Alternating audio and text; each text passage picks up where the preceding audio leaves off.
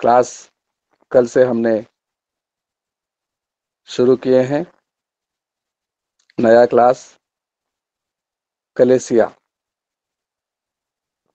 कलेसिया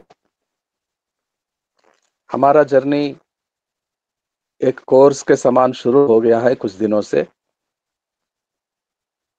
मसीह के साथ नया जीवन।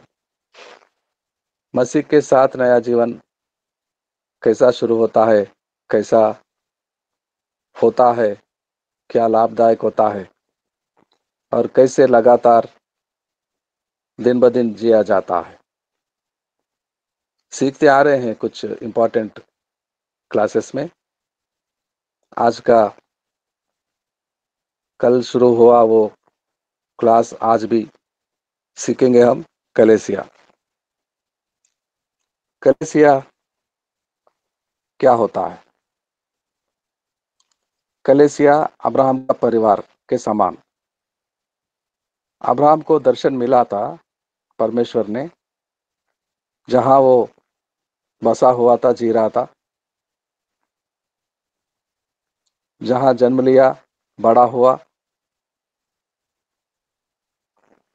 शादी हुई, विवाह, काम करते थे, बहुत बड़े व्यापारी थे उसका पिता के साथ। और पिता का चला जाना और बहुत बड़ी उम्र वाला हो गया था, लेकिन संतान नहीं। और उस समय परमेश्वर प्रकट हुआ, अब्राहम से कहा, मैं जिस देश को तुझे दिखाने वाला हूं। अभी नहीं, देश का नाम नहीं बताया था और दिखाया भी नहीं। दर्शन में विवरण बातें कर रहा था। तो इस देश को, तेरे पिता के घर को छोड़कर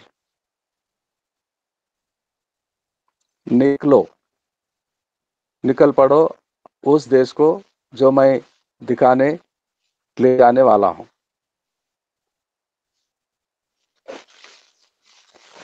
परमेश्वर के बातों को माना, तैयार हो गया। अब्राहम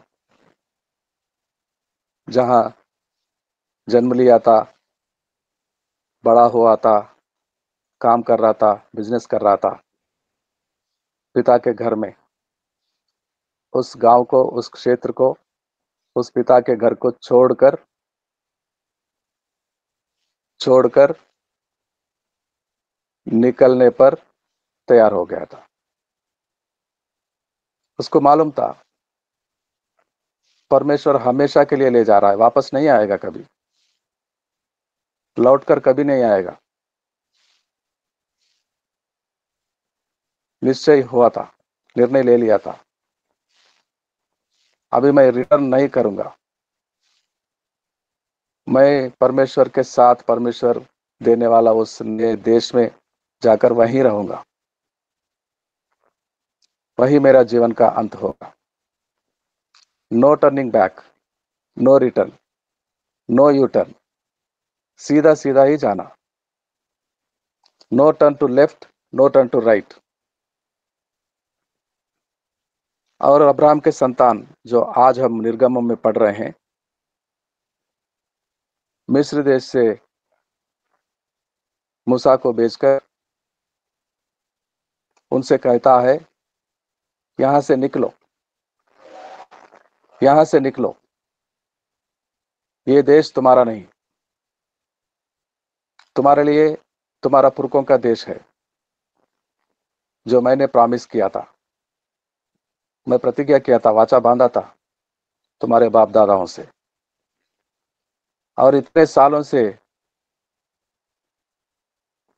सालों से जिस देश में जी रहे थे, पहले पहले सब अच्छा होता था, लेकिन बाद में सताव आया, दबाव आया, रोना आया, अंधेर आया। मैं जानता हूं मेरे प्रजा, उन पर कितना अंधेर वहां पर हो रहा है। मूसा से कह रहा है परमेश्वर, और उनसे उनसे कहता है मूसा के द्वारा, अब समय हो गया है, अब तैयार हो जाओ निकलने के लिए यहाँ से। और एक बार निकल पड़ते हैं तो फिर वापस कभी नहीं आते। नो टर्निंग बैक, लौट आना अभी नहीं होगा। परमेश्वर के बुलावे से मानकर उस जगह को छोड़कर, उस काम को छोड़कर, उस देश को छोड़कर कभी वापस नहीं आने के लिए चल पड़ते हैं, परमेश्वर के बातों को स्वीकारते हुए, मानते हुए। तो वैसे ही कलीसिया भी संसार से अलग होने के लिए, परमेश्वर के साथ रहने के लिए, मसीह के साथ चलने के लिए संसार को छोड़कर, संसार के कामों को, बुराइयों को, आदतों को छोड़कर चल पड़ने के लिए बुलाए गए हुए लोग हैं। जैसे कि अब अब्राहम चल पड़ा था, वापस कभी नहीं लौटा। मिस्र देश में से इजरायली लोग निकल पड़े थे, निर्गमन हो रहा है, वापस नहीं जाते। उसी तरह संसार से अलग हुए लोग, मसीह लोग, फिर संसार में वापस कभी नहीं लौटते। This is the meaning of church. संसार से अलग होते हैं, संसार में से निकाले जाते हैं। हम कहाँ निकल पड़े? हम तो संसार में जी रहे हैं। सवाल उठता है, संसार में हैं लेकिन संसार वालों के समान नहीं, हटकर, अलग होकर। अब वो बुलाएंगे तो भी वो बुरे काम जो पहले करते थे, हम नहीं जाएंगे वापस। संसार जान लेगी ये वैसे काम जो पहले करते थे हमारे साथ मिलकर, अभी ये नहीं करते। ये गुस्सा नहीं करते जो पहले करते थे। ये एक के बदले दो मारपीट नहीं करते जो पहले करते थे। अब इनका स्वभाव, चरित्र, कैरेक्टर ही बदल गया है। हम संसार वालों के जैसे नहीं। इनका संसार नया बन गया है, इनका जीवन नया बन गया है, नयापन आ गया है इनमें। और ये नया जीवन यीशु के साथ जीने के लिए हमारी यीशु के साथ चलना शुरू हुआ है। And there will be no return, no turning back. फिर वापस नहीं जाते। जैसा अब्राहम कभी वापस नहीं गया था, जिस देश को, जिस पिता के घर को छोड़कर आया तो आ गया, कभी वापस नहीं गया। और उसका बेटे का विवाह करने का समय आया तो अपने सेवक को बुलाकर, जो मुखिया उसका, अब्राहम का घर का मुखिया, कहता है प्रॉमिस कर, प्रतिज्ञा कर कि मेरा बेटा वहां नहीं जाएगा, मेरा बेटे को वहां नहीं ले जाना, मेरा बेटा इसहाक वहां नहीं जाएगा, वहां से लड़की लेके आओ। अगर कोई लड़की आने के लिए तैयार नहीं होती, परमेश्वर करेगा, लड़की देगा वहां से। अगर नहीं भी होता है तो तेरा प्रतिज्ञा से तू छूट छूट सकता है, बट लेकिन मेरा बेटा वहां नहीं जाएगा। अब्राहम भी नहीं गया, अब्राहम का बेटा भी नहीं गया। इजरायली लोग एक बार समुद्र को दो भाग करके आ गए वहां से, फिर वापस नहीं गए। फिर समुद्र एक ही बार डिवीजन हुआ था, एक ही बार समुद्र का दो भाग होना हुआ था। कई बार, बार बार नहीं हुआ जो इजरायली लोग वापस जा सके। समुद्र एक ही बार रास्ता दिया था, बार बार नहीं दिया। समुद्र भी नहीं चाहता परमेश्वर का इच्छा पूरा हो। परमेश्वर के इच्छा के विरुद्ध काम ये लोग नहीं करे। मैं रास्ता नहीं देती हूँ। समुद्र ने कभी रास्ता नहीं दिया जो पहले दिया था। परमेश्वर के अपने लोगों को वापस ला रहे थे वहां से। संसार से अलग होने वाले मसीह लोग फिर वापस संसार में नहीं जाते। संसार में से कई कुछ लोगों को सुसमाचार के जरिए नाश होने वालों को बचा लेते, जैसे हम नाश हो रहे थे, हमारा उद्धार हुआ, हम बच गए हैं। वैसे अपने रिश्तेदारों को, अपने पड़ोसियों को, अपने मित्रों को, सगे वालों को हर रोज एक दो करके कुछ लोगों को बचा लेंगे हम, लेकिन हम वापस नहीं जाते। वो बुरे काम, वो गंदी हरकतें परमेश्वर के इच्छा के विरुद्ध होते हैं, अब वो नहीं करते हम।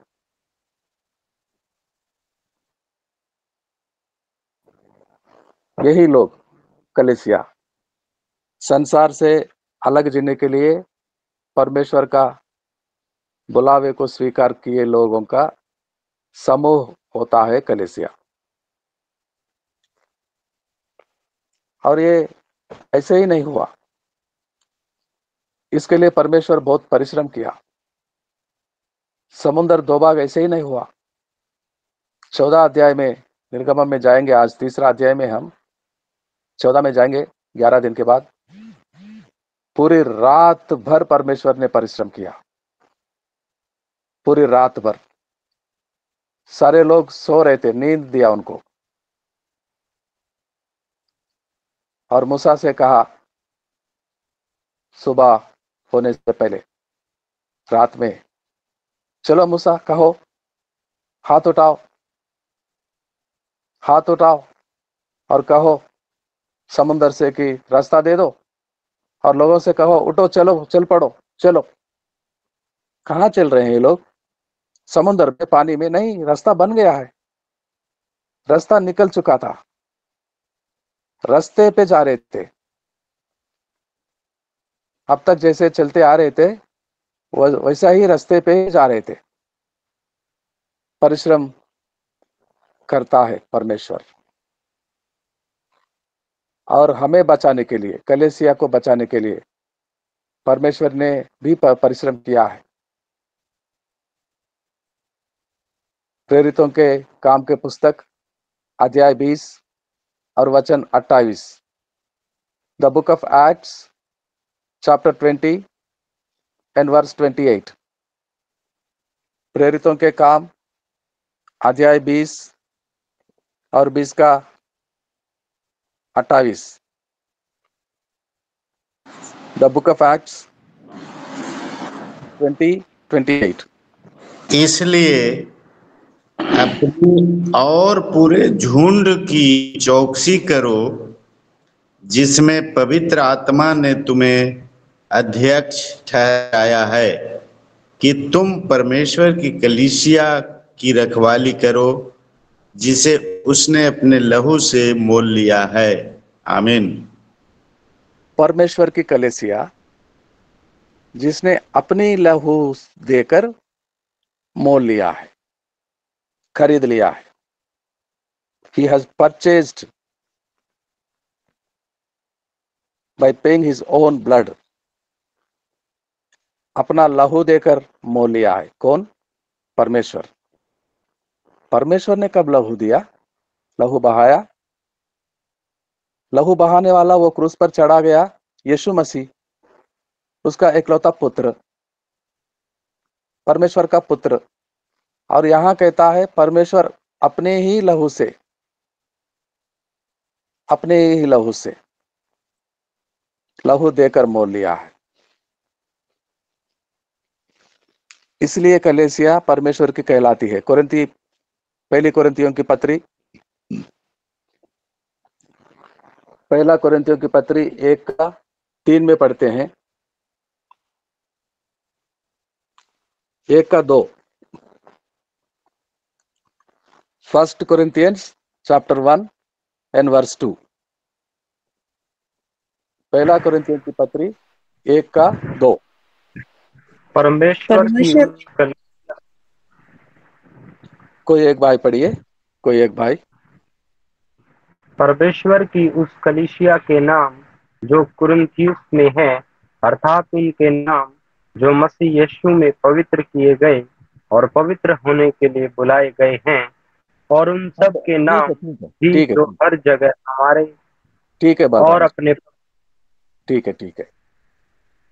परमेश्वर की कलीसिया जो मसीह यीशु में पवित्र बनाया गया। कलीसिया किसकी है? जिसने अपना खुद का लहू देकर मोल लिया था, परमेश्वर। कलीसिया किसकी है? परमेश्वर का। लेकिन यीशु मसीह लहू बहाया, यीशु मसीह लहू बहाया। लहू बहाने के लिए परमेश्वर ने अपना एकलौता एकमात्र पुत्र को संसार में भेजा। परमेश्वर जानता था यीशु मसीह के साथ क्या क्या होगा, कितना अपमान होगा। थूकेंगे, भला बुरा कहेंगे, कोड़े मारेंगे, अन्याय करेंगे, उसके साथ अन्याय करेंगे। क्या अदालत रात को काम करता है? रात भर घसीड़े गए थे यीशु मसीह हकीमों के घर में, हन्ना कैफास के पास, हेरोदेस के पास, पिलातुस के सामने। क्या प्रधान याजक जो भवन में सेवा करते थे, क्या रात को खोल के रखते थे भवन को? सुबह 6 बजे खोलते थे परमेश्वर के भवन के द्वार को, और रात को बलि चढ़ाकर दरवाजे क्लोज करके बंद करके आते थे। रात भर क्या कर रहे हैं यीशु के साथ? क्या इंसाफी है? सरासर ना इंसाफ हुआ यीशु मसीह के साथ। ये सब होता, परमेश्वर जानता था अपने बेटे के साथ क्या क्या करेंगे। कितना परिश्रम किया होगा, कितना दिल टूट गया होगा परमेश्वर का। अपने बेटे के साथ ऐसे बर्ताव करते थे ये लोग। जानता था परमेश्वर पहले, फिर भी बेटे से कहा ये सब होगा तेरे साथ। बेटे ने भी परमेश्वर के पुत्र हमारा मसीह यीशु एक्सेप्ट किया। ठीक है, मैं वो सब सह लूंगा, तभी हमारा लोगों का उद्धार होगा, तो मैं सह लूंगा।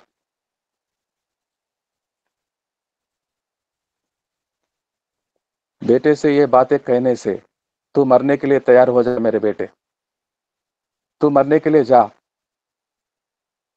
कहने में क्या सुकून मिलता है पिता को अपने बेटे से कहने में? तू मर जा लोगों के लिए, तू अपना बहू लहा, तू अपना लहू बहाओ। ये कहने में क्या आनंद मिलता है पिता को? कितना कितना सहा होगा परमेश्वर खुदा पिता, और अपने बेटे को भेजा। और परमेश्वर पिता है, यीशु मसीह उसका पुत्र है, तो पिता का लहू, पिता का खून नहीं होता बेटे में? बेटे में पिता का खून नहीं होता?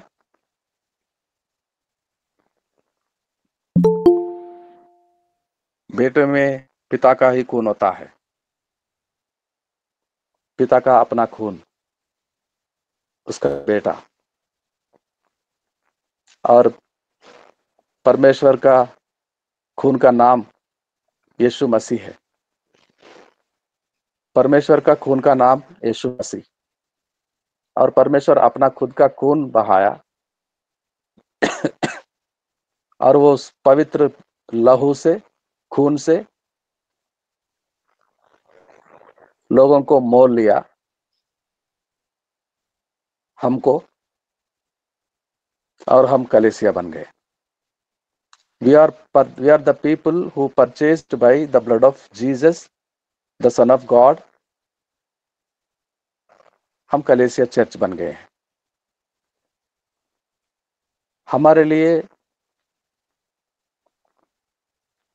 हमें खरीदने के लिए, हमें मोल लेने के लिए मूल चुकाया उसने। He paid the price. He paid the price. हमारे पास देने के लिए कुछ नहीं था। हमारे लिए देने के लिए परमेश्वर के पास उसका पुत्र का लहू था, यानी कि उसका खुद का लहू, और अपना खुद का लहू देकर हमें वो मोल लिया। हम कलीसिया बन गए हैं। ये बात हमेशा कलीसिया याद रखेगी। कलीसिया को कहकर गया, स्वामी जब तक मैं नहीं लौटूंगा तब तक मेरे खून को पियो, और याद रखो कि मैंने तुम्हारे लिए बलिदान देकर तुम लोगों को बचा लिया हूं, कमा लिया हूं, मोल लिया हूं। और कलीसिया हमेशा याद रखता है। कलीसिया हमेशा यीशु के वो बातों को याद रखता है, उसके शरीर को खाता है, उसके लहू को पीता है। कलीसिया कभी नहीं बोलता कि हम कौन हैं, हमारे लिए क्या मोल चुका है उसने। और वो बातों को याद करने के लिए कलीसिया उसके शरीर को खाती है, उसके लहू को पीती है, तभी जीवित होता है कलीसिया। तो कलीसिया परमेश्वर के लहू से मोल लिए हुए लोग हैं। कलीसिया अब्राहम के समान उस देश को, उस पिता के घर को छोड़कर निकल आगे चल पड़ी है, जो वापस कभी नहीं गया अब्राहम। कलीसिया उस मिस्र देश में से निकल निर्गम में आने वाले इजरायली लोग के समान है। उनके निकलने के लिए, वहां से आने के लिए जो समुद्र दुबाक हुआ था, निकल कर आगे आ गए हैं, वापस कभी नहीं जाएंगे। समुद्र रास्ता फिर कभी नहीं दिया, एक ही बार दिया था निर्गमम में। वापस लौटने के लिए समुद्र कभी रास्ता नहीं दिया था। कलीसिया संसार से अलग होने के लिए परमेश्वर अपना खून बहाकर, अपना खून से हमें मोल लिया है, और हम अब वापस कभी उस गंदगी से भरा हुआ जीवन में, उस बुरा काम करते समय जहां जी रहे थे, उस बुरा समाज में वापस नहीं जाएंगे। हम वापस नहीं जाएंगे। पानी में डूबकर हम मर गए थे बपतिस्मा में। अब नया जीवन यीशु के साथ जीने के लिए ही, यीशु के साथ जीवित होने के लिए ही हम पानी में से, मृतकों में से उठ गए थे। अब फिर से मुर्दा नहीं बनेंगे हम संसार में जाने के लिए। बपतिस्मा मुर्दों को बचाने वाला, जिलाने वाला सादृश्य होता है। जीवित लोगों को फिर से नहीं मारता बपतिस्मा। नहीं जाएंगे वापस, हम नहीं जाएंगे हम। तो कलीसिया दो तरह का होता है। कलीसिया नंबर 1, यूनिवर्सल कलीसिया, सारी दुनिया में, सारे संसार में कलीसिया, एक ही कलीसिया। क्योंकि कलीसिया is called the body of Christ. एक ही शरीर होता है मसीह का, यीशु का। एक ही शरीर, अलग अलग शरीर नहीं है यीशु के पास। एक ही शरीर को उसने अपना एक शरीर को लेकर क्रूस पर चढ़ा और वहां पर लटकाया उसके शरीर को, सारा खून बहाया और बलिदान किया। एक ही शरीर में एक ही बार किया, एक ही शरीर में एक ही कलीसिया के लिए एक ही बार अपने आप को क्रूस पर मार लिया। एक ही बार हुआ या बार बार होता है? नहीं, उसका देह कलीसिया एक ही है जो सारे दुनिया में, संसार में फैल रही है। भारत से लेकर नेपाल, भूटान, बांग्लादेश, पाकिस्तान, सारा Asian countries, European countries, African countries, Australia, Canada,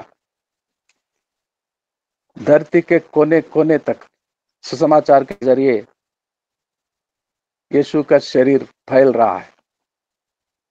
एक ही शरीर है और हम परमेश्वर की उस कलीसिया में, उस एक ही देह में हम गिने जाते हैं। अलग अलग अंग होते हैं, अलग अलग अंग। कोलोसियों की पत्री, द लेटर फॉर कोलोसियंस, 1:18 पढ़ेंगे, 1:18। कोलोसियों की पत्री अध्याय 1 और वचन 18।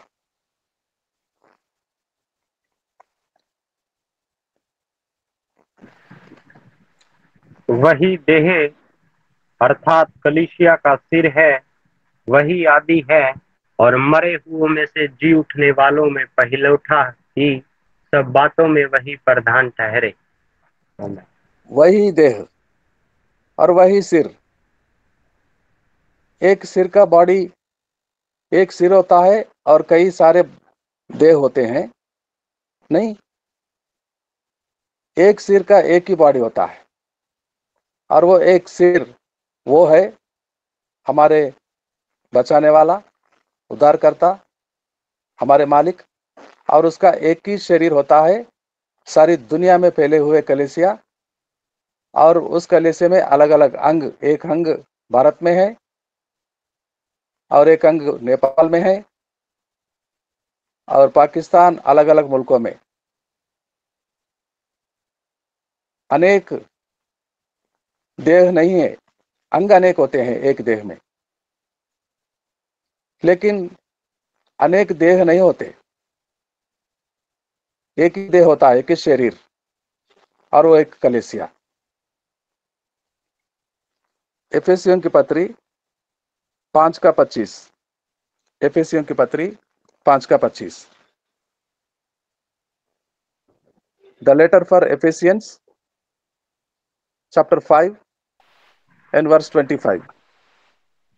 हे पतियों, अपनी अपनी पत्नी से प्रेम रखो, जैसा मसीह ने भी कलीसिया से प्रेम करके अपने आप को उसके लिए दे दिया। आमीन। जैसे मसीह ने भी अपने कलीसिया से प्रेम करता है और अपने आप को दे देता है। कलीसिया के लिए अपने आप को देने वाला कौन सा कलीसिया? कौन सा कलीसिया? कौन सा church? The church world wide, the church universal, the church in Nepal, the church in India, the church in all over the world.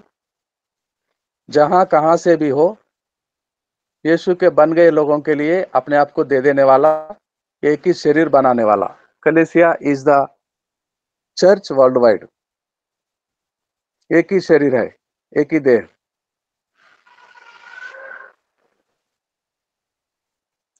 और कलीसिया फैलता है, स्प्रेड होता है, लोकल चर्च कहलाता है, लोकल चर्च कहलाता है।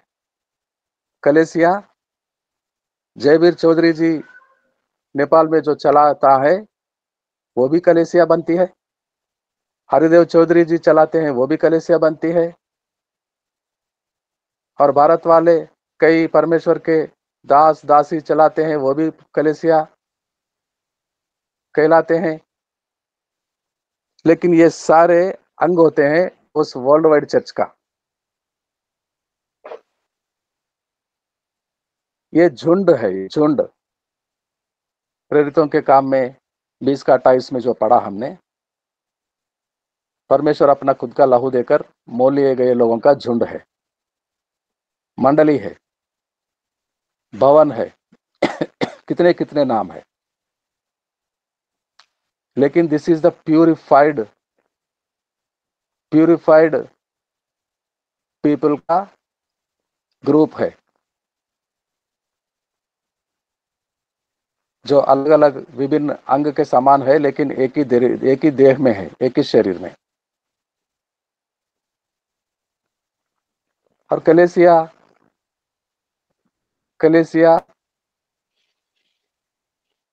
कैसे, कितने लोगों से होता है? कलीसिया में कितने लोग रहना चाहिए? कलीसिया में कितने लोग रहना चाहिए? 20, 40, 70, या प्रभु के चेलों के समान 12? क्योंकि एक कम हो गया तो 11 हो गया, तो बाकी लोगों ने नहीं माना। प्रभु हम 12 लोग थे, 12 चाहिए हम। एक द्रोही बनकर चला गया, नाश हो गया। अब एक कम 12 है हम, हमारा कमी को पूरा करो। ये दोनों चेले हैं, हमारे साथ जाने के लिए, परिश्रम करने के लिए, प्रयास करने के लिए, क्लेशों को सहने के लिए तैयार हो चुके हैं। इन दोनों में से एक को चुनकर हमारा संख्या पूरा 12 बना के दे दो। प्रेरितों के काम में 1 अध्याय में पढ़ते हैं हम, 12 लोगों का होता है। या 120 लोग वहां पर अपर रूम में प्रार्थना कर रहे थे जिस दिन पवित्र आत्मा का आगमन हुआ था, वो 120 लोगों से होता है। या उसी दिन 3,000 लोगों का बपतिस्मा हुआ था? क्या 3,000 लोगों का मंडली होता है? तो दूसरे दिन 2,000 और आ गए थे, 5,000। क्या 5,000 की होती है? तो हर दिन कई लोगों को, सैकड़ों हजारों लोगों को परमेश्वर ने कलीसिया में जोड़ता था। अब अनगिनत हो गया था। यूनिवर्सल चर्च अनगिनत लोगों से है, लेकिन लोकल चर्च में कितने लोग रहना चाहिए? कितना लोग रहना चाहिए? मत्ती सुसमाचार 18-20। मत्ती सुसमाचार, the book of Matthew, chapter 18 and verse 20।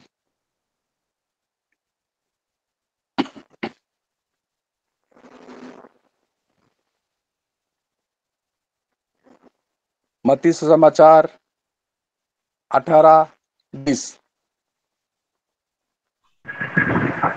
क्योंकि जहाँ 2 या 3 मेरे नाम पर इकट्ठे होते हैं, वहाँ मैं उनके बीच में होता हूँ। आमीन। कितने लोगों के बीच में होता है? 12 लोग, 40 लोग, 70 लोग, 120 लोग, 3,000 या 5,000? 1-2 से या 2-3 से। जहां 3 या 2 या 3 इकट्ठे होते हैं मेरे नाम से, और मैं वहां होता हूं। गिनती शुरू होता है, संख्या बढ़ती रहती है। 2 से शुरू होता है, 3 और अधिक अधिक आते रहते हैं। 2 लोग नहीं होते, ये घर में पति पत्नी नहीं होते। ये घर में पति पत्नी एक मन होकर बैठ जाएंगे तो वहां यीशु मसीह आ जाता है। वहां कलीसिया है, वो कलीसिया कहलाता है। 2 या 3, क्या एक बच्चा भी नहीं होता एक घर में? सिर्फ पति पत्नी रहते हैं, एक बच्चा भी नहीं होता? जरूर होता है। तो 2 और 1, 3 हो गए हैं, और वहां यीशु मसीह है। घर घर में कलीसिया, घर घर में कलीसिया मेरे मित्रों, घर घर में कलीसिया। अकुला प्रिस्किल्ला एक परिवार, पति पत्नी थे।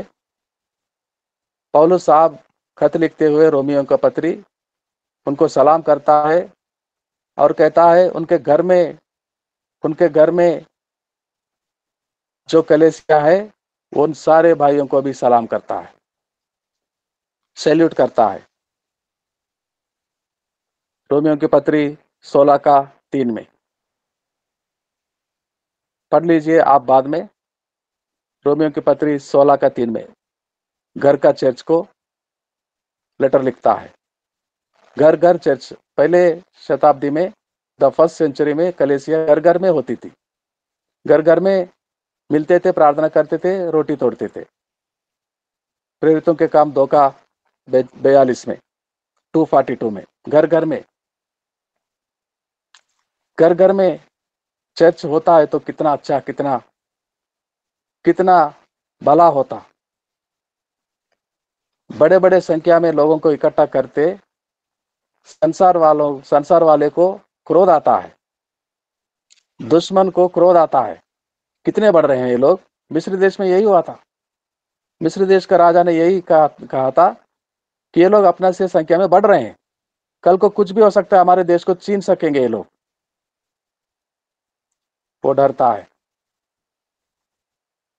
बड़े संख्या में बाजार में निकल पड़े, रास्ते में निकल पड़े, रैली करेंगे, बड़ा समारोह करेंगे। क्या जरूरत है?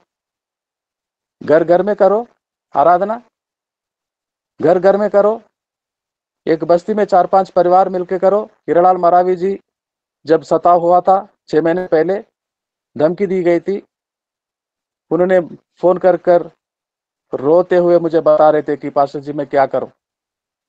मैंने कहा भाई शनिवार को सुबह 2-3 परिवार को इकट्ठा करो, वहां जाओ। दोपहर को 2-3 परिवारों को इकट्ठा करो, वहां जाओ, आराधना चलाओ। शाम को ले लो आराधना 2-3 परिवार, और संडे को सुबह करो, दोपहर को करो। 1-1, 2-2 घंटे विराम लेकर जाओ। शनिवार को 2-4 बार और शनिवार को 4-5 बार, लेकिन सारे परिवारों से मिलना और वहां जाकर परमेश्वर की आराधना लेना। वैसे ही किए थे और करते करते फिर से परमेश्वर के भवन चर्च बिल्डिंग बनाए हैं हीरालाल मरावी जी, सिवनी मध्य प्रदेश में। अब सब कुछ ठीक हो गया है, 2-4 महीने में ही अब आराधना हो रही है। आराधना बड़ी संख्या में होना ही नहीं, घर घर में भी होना है। घर घर में अगर सताव होता है, दबाव होता है, कानून बदल रहा है, हमें मिलने नहीं दे रहे हैं इकट्ठा, तो सेवक का समय दे दो। सेवक का समय तो फुल टाइम है, 24/7। परमेश्वर के दास को अपने घर में आने दो, सुबह से लेकर शाम तक। और घर घर में आता है, आराधना करता है, वचनों को सिखाता है, प्रार्थना करता है और आगे आगे जाता है। And this is the model for south Korea. South Korea में यही हुआ था। एक परिवार से शुरू किया, पालियांगिचो, और 10 लाख परिवार हो गया वहां पर। एक सेवक 10 लाख परिवारों में जाता था, अपने साथियों को बेचता था 2-2 करके, और देखते देखते 10 लाख से अधिक परिवार हो गए हैं। एक साथ नहीं मिलते वो लोग।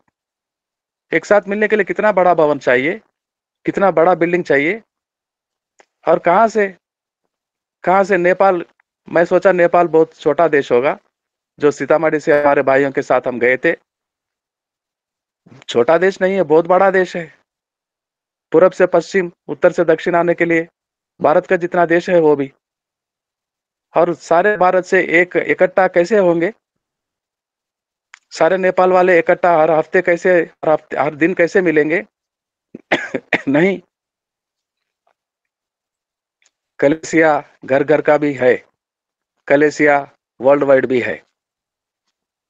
कलेसिया वर्ल्ड वाइड एक ही कलेसिया है जिसका एक सिर है और वो यीशु मसीह खुद है। और कलेसिया अंग अंग अलग अलग मुल्कों में, अलग अलग प्रांतों में है, घर घर में भी है। जहां 2 और 3 होते हैं यीशु मसीह वहां होता है, और जहां यीशु मसीह होता है वो उसका पवित्र भूमि, पवित्र स्थल होता है। जैसे कि मूसा को कहा गया था, तेरे पैरों से जूतियां उतार और मेरे पास आओ, क्योंकि जहां तू खड़ा है यह पवित्र भूमि है। क्या भूमि पवित्र अपवित्र अपवित्र भी होता है, पवित्र भी होता है? मूसा से बात करने वाला परमेश्वर जहां पर उतर आता है वो पवित्र भूमि है। जिस परिवार में 2 या 3 लोग इकट्ठा होते हैं यीशु के नाम से, वहां यीशु होता है तो उस परिवार पवित्र होता है, प्यूरिटी होता है, सेपरेटेड होता है, पवित्र बन जाता है उस परिवार, क्योंकि वो यीशु का कलीसिया परमेश्वर अपने लहू देकर मोल लिया। परमेश्वर आज इन वचनों से हमें बातें करे, सिखाए, दिन भर मनन करें हम, और आशीष दे, हमें बरकत दे। प्रार्थना के साथ कल के लिए तैयार हो जाएंगे, और बातें सीखेंगे कलीसिया के लिए। प्रार्थना में जाएंगे। जयवीर चौधरी जी छोटा सा प्रार्थना करेंगे क्योंकि समय हो गया है। 7